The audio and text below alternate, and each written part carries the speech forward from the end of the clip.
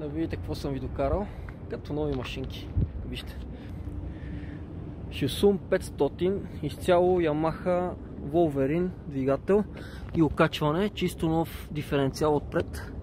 Вижте го само за каква машина става въпрос. Маншони, полоски, дискоизпирачки отляво, отдясно. Това отпред малко избледнява пластмасата, че са го държали на слънце в Германия. Документи за КАТ. Регистрира се с Б категория се кара. Двигател чисто нов.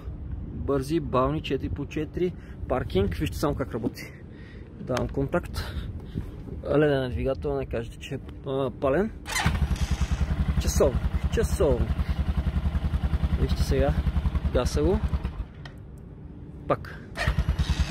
Така трябва да палят всички АТВ-та в България. Още е с кълта, не сме го мили, не сме го чистили, нито един, нито другия пияч. Задния диференциал с лека ръжда, разбира се спода, че е втора употреба. Кардан чисто нов. Буквално машината е като нова от магазина, с чисто нови гуми на 100%. Между другото е на 600, не знам дали се вижда, на 652 км. Така, показвам ви втората машина. Кимко 400, 4x4 с документи за КАТ, водно охлаждане. Преден диференциал чисто нов, маншони, полоски, чисто нови, окачване. Все едно сега е слагано. Буквално сега. Антифриз, ето лека ръжда, пак да се личи, че е втора употреба. Ще кажа хората, че буквално чисто нови машини продаваме.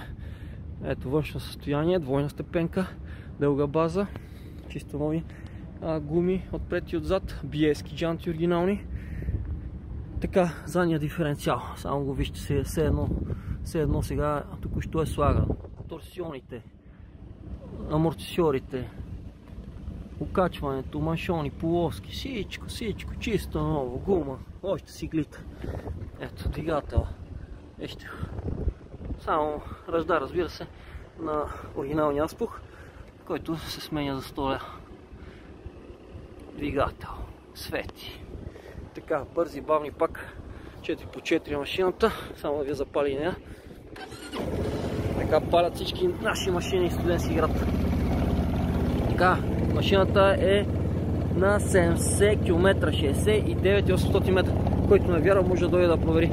Гасиме, палиме.